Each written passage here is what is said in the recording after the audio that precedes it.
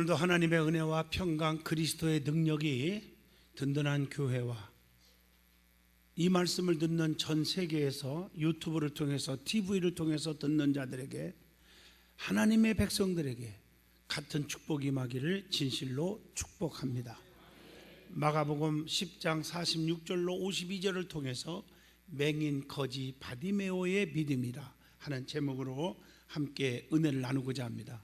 세상에는 항상 성공하는 사람만 있는 게 하면 실패하는 사람, 행복한 사람만 있는 게 아니고 불행한 사람도 있습니다. 그런데 불행이 행복으로, 실패가 성공으로 바꿔지는 데는 성경을 보면 하나님이 개입할 때, 주님의 손길이 있을 때, 주님 앞에 머무르고 주님 편에 서 있을 때 그런 기적들이 일어났습니다. 미국 사람이 파리에 여행을 갔다가 길가에서 허스름한 진주 하나를 보고 샀어요. 얼마 주고 사느냐? 500불 주고 샀어요. 50만 원에. 그리고 이제 미국에 와가지고 살다가 아예 저거 팔자. 그래서 골동품 가게에 가서 이거 얼마면 주겠습니까? 왜냐면 다 긁혀지고 그래서 골동품 가게를 갔나 봐요. 그랬더니 가만 살펴보더니 2만 불 주겠습니다. 2만 불이면 2천만 원이에요. 참 특이하잖아요. 그래서 이분이 머리가 잘 돌아가는 분이에요. 거기서 안 팔고 다시 집에 가지고 왔다가 그 다음날 아주 전문적인 유명한 골동품 가게를 갔어요. 이거 감정해 주십시오. 이거 얼마면 주겠습니까? 저 돈을 주겠습니까? 그러니까 가만하고 돋보기를 보더니 5만 불 주겠습니다. 5천만 원. 아주 궁금해갖고 물어봤어요. 아니 이렇게 좀 긁히고 보잘것없는 진주인데 어떻게 이렇게 많이 줍니까? 그러니까 그분이 모르셨습니까?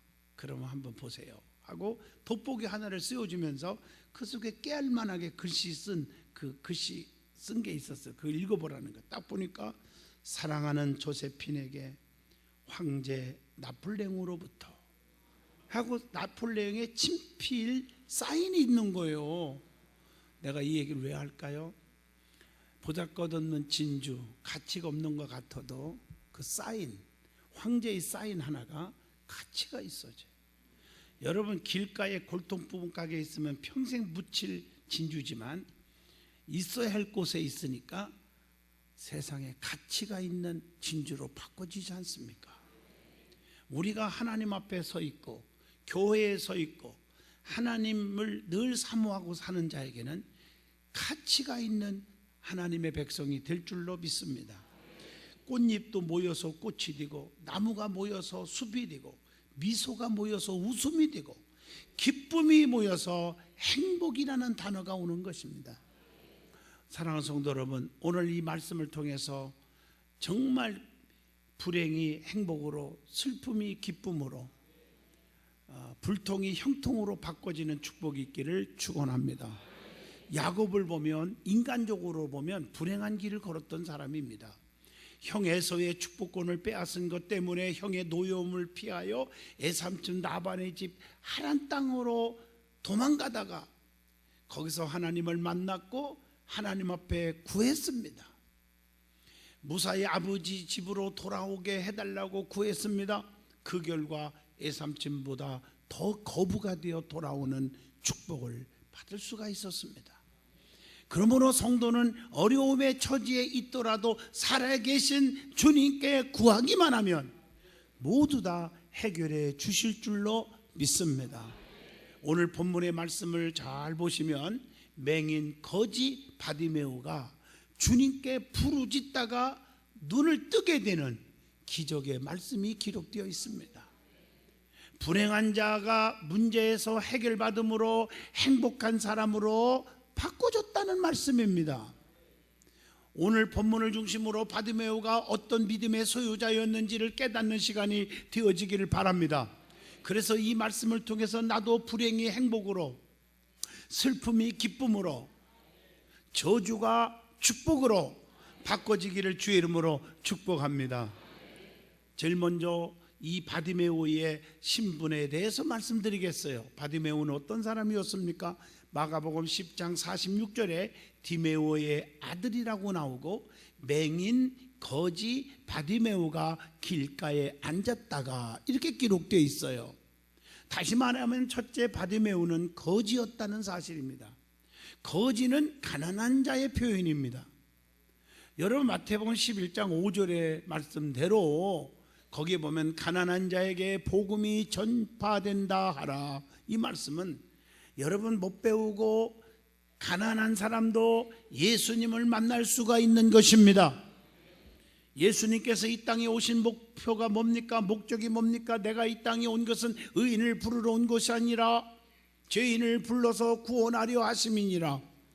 가난한 자에게 부함을, 눈먼 자에게 보게 됨을, 병든 자에게 치료함을, 문제 있는 자에게 해결함을 주시기 위해서 우리 주님은 불행한 자를 행복한 자로 바꿔주게 하기 위해서 이 땅에 주님이 오신 것입니다.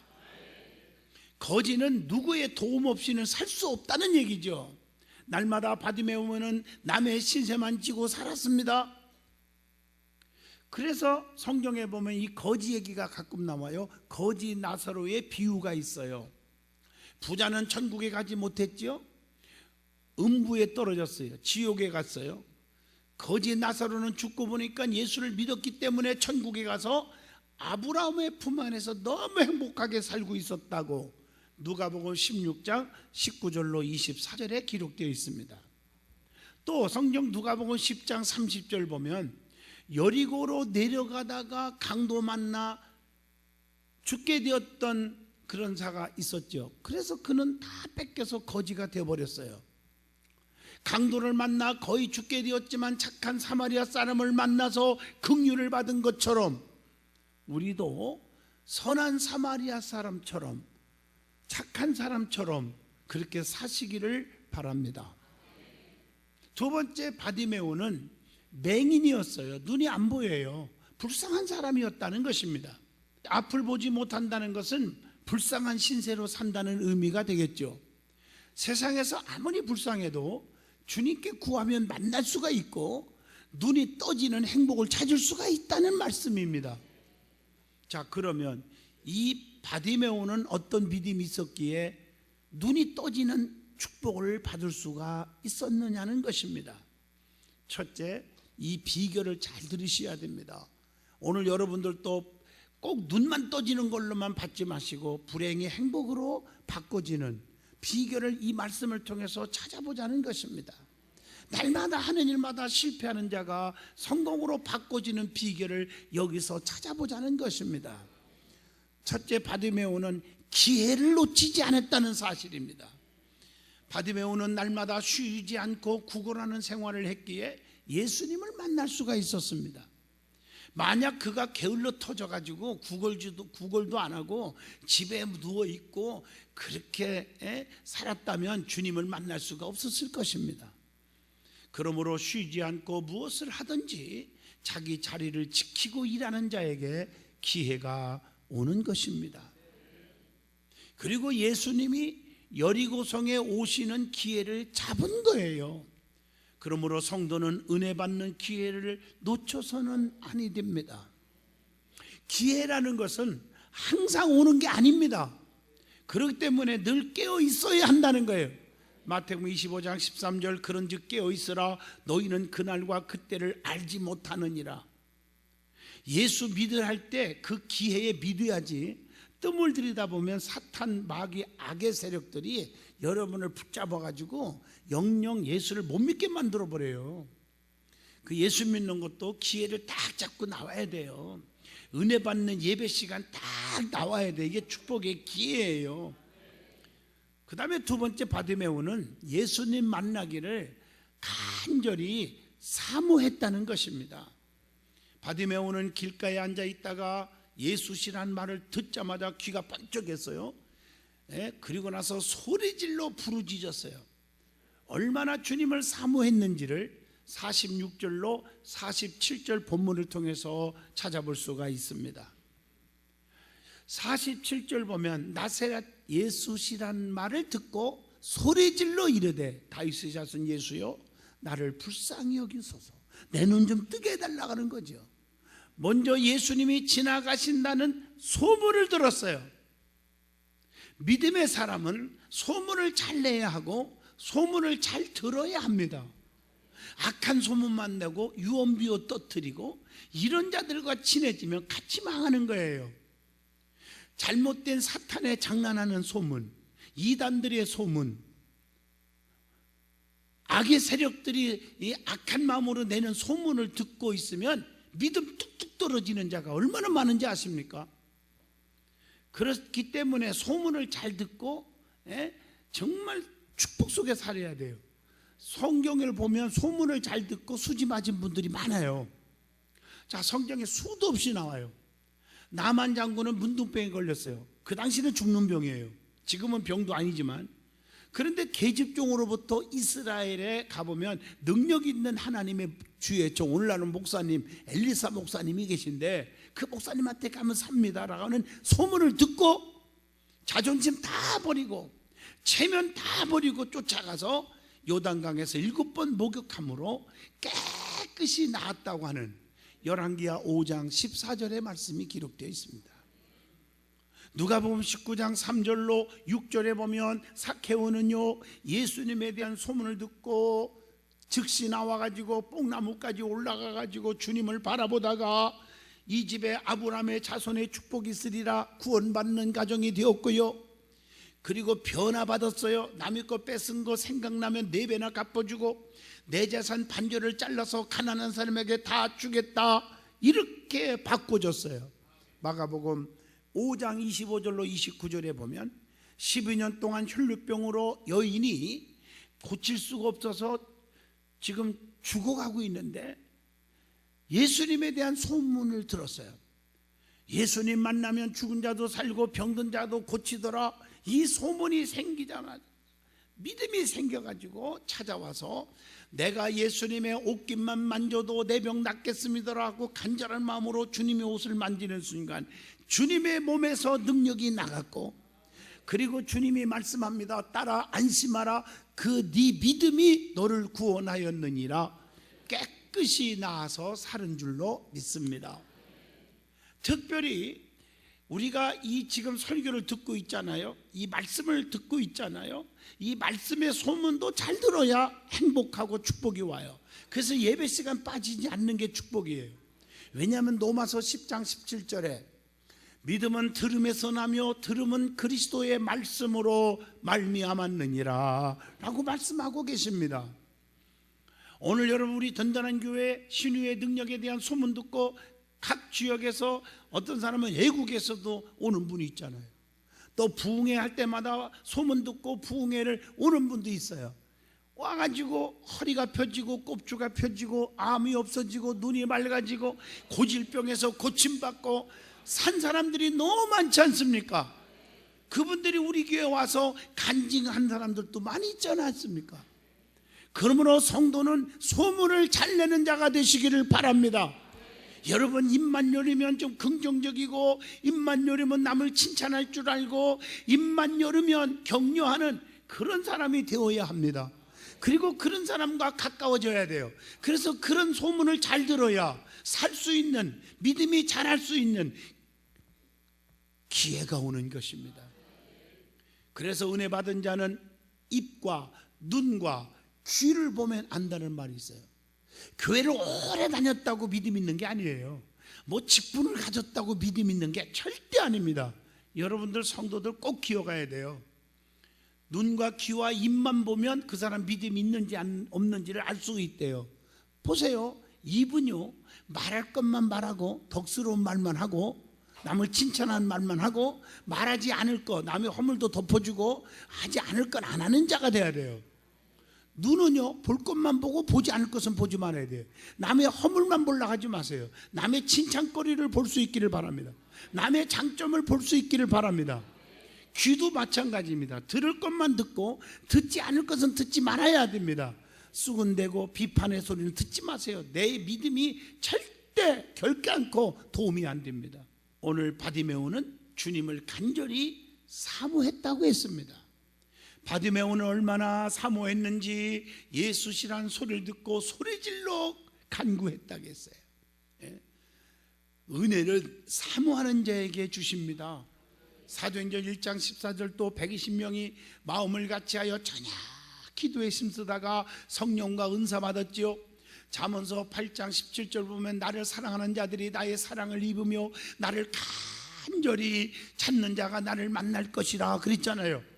요한복음 4장 15절도 보면 주여 이런 물을 내게 주사 목마르지도 않고 여기 물길로 오지도 않게 하여 주옵소서 간절히 사모했잖아요. 에레미야 29장 13절 너희가 온 마음으로 나를 구하면 나를 찾을 거고 나를 만날 것이다. 베드로전서 2장 2절 보면 갓난 아이들과 같이 순전하고 신령한 젖을 사모하라 이렇게 성경에 수도 없이 기록되어 있습니다. 사모하는 자에게 은혜를 주실 줄로 믿습니다. 사모하는 자. 자, 세 번째 바디메오는 부르짖는 믿음을 가지고 있었다는 거예요. 본문 47절로 48절의 말씀입니다. 부르짖는 믿음. 다윗의 자손 예수여 나를 불쌍히 여달라고 부르짖었더니 주변 사람들이 시끄라 잠잠하라 이렇게 했지만 자존심 버리고 더욱더 소리질러 가로되 부르짖었어요. 간절히 부르짖었어요. 하나님은 간구하는 자에게 응답 주셔요. 에레미야 33장 3절 너는 내게 나와 부르짖으라 그리하면 내게 응답하겠고 네가 알지 못하는 크고도 비밀한 일을 다 내게 보이리라. 부르짖는 자에게. 성경에 보면 간절히 부르짖어 구했던 말씀들이 나오잖아요. 마태복음 15장 25절 주여 저를 도우소서. 또 마태복음 17장 15절 주여 내 아들을 불쌍히 여기소서. 마태복음 20장 30절 주여 우리를 불쌍히 여기소서. 누가복음 17장 12절 13절에 보면 예수여 우리를 불쌍히 여기소서. 마가복음 10장 47절 말씀도 다윗의 자손 예수여 나를 불쌍히 여겨 주옵소서. 이렇게 하나님 앞에 긍휼을 구하는 기도가 필요합니다. 나는 똑똑하고 잘났습니다. 내가 똑똑하잖아요. 멋있잖아요. 그렇지만 하나님 나 도와주세요. 절대 주님은 도와주지 않습니다. 나를 불쌍히 여겨주세요. 나는 연약합니다. 하나님이 안 도와주면 나는 끝납니다. 이렇게 긍휼을 구하는 자가 돼야 돼요. 겸손의 기도겠지요. 겸손의 기도를 하나님은 들으십니다. 그리고 오늘 48절 본문에 보면 예수님을 메시아로 전능하신 왕으로 고백하며 부르짖었어요. 다윗의 자손 예수여 이렇게 부르짖은 거예요. 바디메오는 예수님을 전능하신 왕으로 믿었습니다. 당시의 사람들은 다윗의 후손으로 오실 메시아는 다윗 왕처럼 하나님의 권능으로 임하사 불의와 악의 세력을 멸하시는 분으로 알았다고 마태복음 12장 22절 23절에 기록되어 있습니다.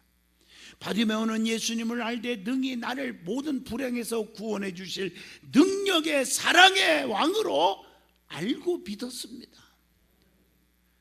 바디메오는 예수님이 언약된 메시아로 믿었습니다. 그 당시 유대인에게는 다윗의 자손이란 말은 하나님께서 언약하신 메시아의 별명으로 인식하고 있었습니다. 그러므로 바디메오의 고백은 그에게 나를 구원하실 메시아로 예수님을 믿는 믿음이 있다는 것을 알려주고 있는 것입니다. 그 다음에 바디메오는 본문 48절을 보시면요, 포기하지 않고 부르짖었어요. 막 부르짖으니까 주변 사람들이 시끄러워, 잠잠해라. 쉽게 말하면 눈도 안 보이는 것이 뭐 이렇게 떠들고 앉았냐고 무시하고 짓밟았지만 포기하지 않았어요. 더욱더 소리질러 가로되. 멋있잖아요. 자존심 버렸어요. 잠잠하라고 저지했지만 그냥 부르짖었어요. 아멘. 바디메오는 포기하지 않고 더욱더 소리질러 부르짖었다는 얘기입니다. 믿음의 기도는 포기하지 않고 좌절하지 않고 끝까지 끈질기게 간구하는 거예요.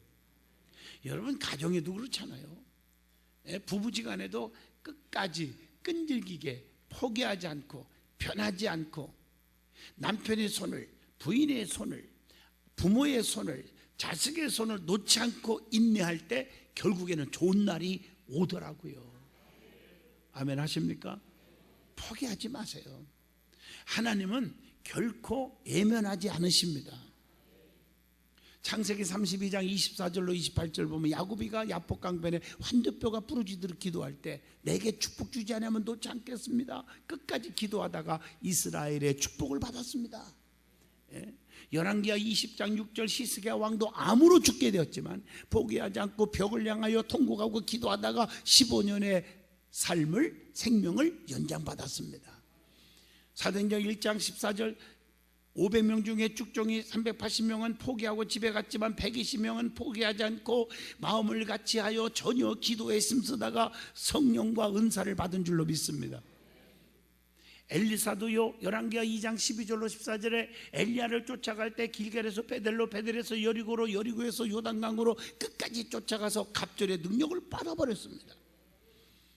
부르짖어 끝까지 포기하지 않고 기도하면 반드시 유익이 올 줄로 믿습니다.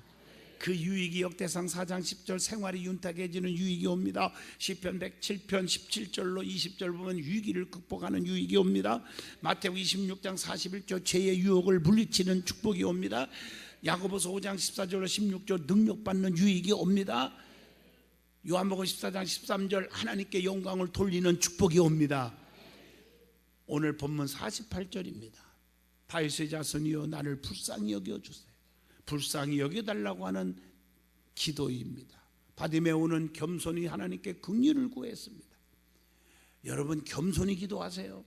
누가복음 18장 13절처럼 세리처럼 멀리 서서 눈을 들지 못하고 하늘을 쳐다보지 못하고 가슴을 치면서 하나님 불쌍히 여기소서 나는 죄인입니다. 하나님이 이 기도를 들으시는 거예요. 세리처럼 말이에요. 겸손하게 기도하시기를 바랍니다. 가나안 여인의 딸이 귀신 들려서 발작하고 다니지만 주님 불쌍히 여겨주세요. 개들에게 던짐이 마땅하도다. 개 취급을 당했지만 포기하지 않고 대들지 않고 맞습니다. 나는 그런 사람이지만 개들도 상 아래 버려두는 부스러기라도 주워 먹지 않습니까? 그때 주님께서 여자여 네 믿음이 크도다. 너무 감동받았어. 겸손의 기도에 감동을 받았어요. 그래서 네 소원대로 되라. 딸이 깨끗이 나았다고 마태복음 15장 26절 27절 28절에 기록되어 있습니다. 성경에 아들이 간질병으로 이리저리 넘어지고 얼마나 불쌍해요. 불쌍히 해달라고 주님 앞에 나와 기도할 때 주님이 고쳐주셨음을 마태복음 17장 15절에 기록되어 있습니다. 이 모든 게 불행에서 행복으로 질병에서 치료받음으로 맞습니까? 바꿔지게 해주셨잖아요. 오늘 본문 51절에 바디메오는 분명한 목적을 가지고 기도했습니다. 맹인 거지 바디메오는 중언부언하지 않았습니다. 예수님께서 내게 무엇을 하여 주기를 원하느냐 이렇게 질문하니까 바디메오가 뭐라겠어요? 보기를 원합니다. 분명히 기도의 목적을 얘기합니다.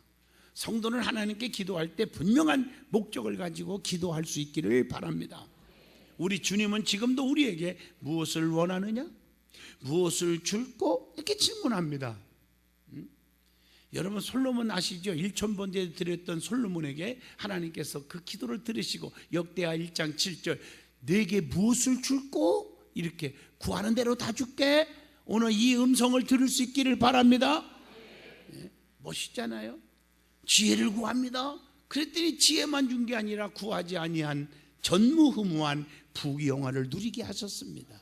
그게 솔로몬 왕입니다.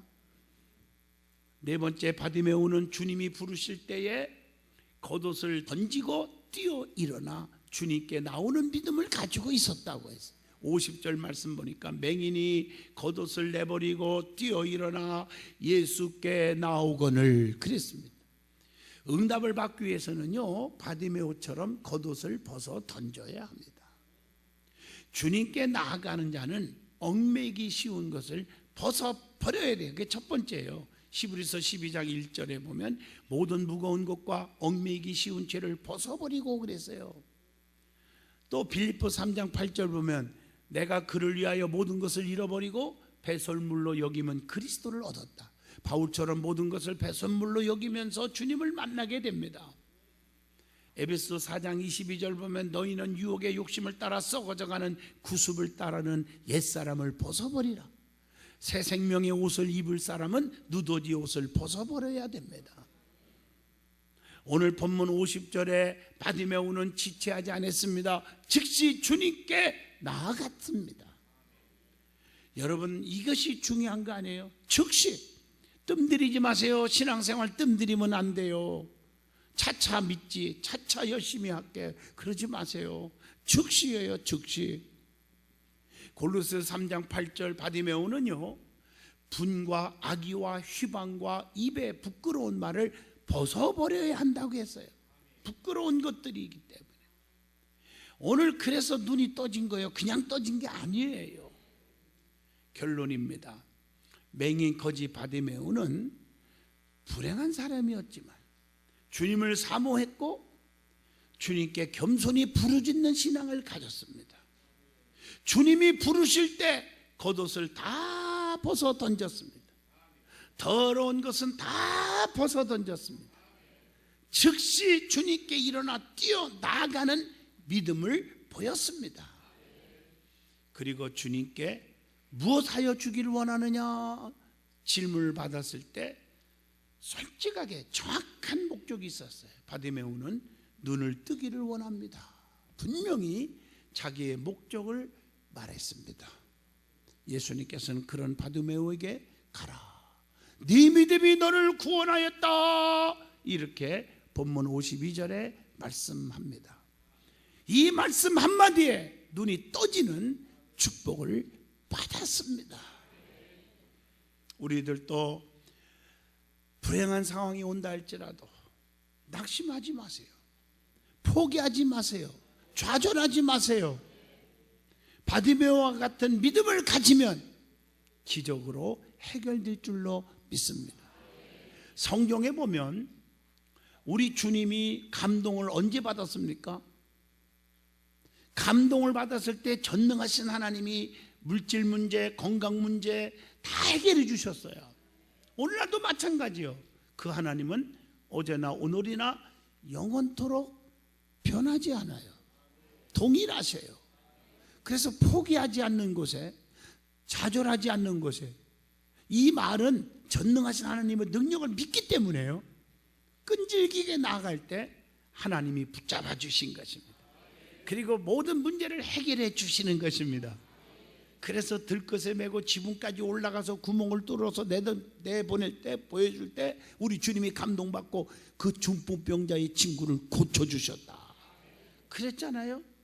우리의 믿음의 사람들은 이 시간부터 자존심 다 버리고요, 겸손하게 전능하신 하나님 앞에 무릎 꿇고 하나님 나를 붙잡아 주세요. 내 손 붙잡아 주세요. 나의 자녀들을 붙잡아 주세요. 나의 사업 직장을 붙잡아 주세요. 내 건강을 붙잡아 주세요. 기도할 수 있기를 진심으로 축원드립니다. 인간은요, 앞으로 무슨 일이 닥칠지 아무도 몰라요. 죽음의 비밀, 환난의 비밀, 세상 종말의 비밀, 세 가지 비밀을 다 갖고 살잖아요. 지금 잘 나간다고 교만할 것도 없어요. 하루아침에 어떻게 될지 몰라요.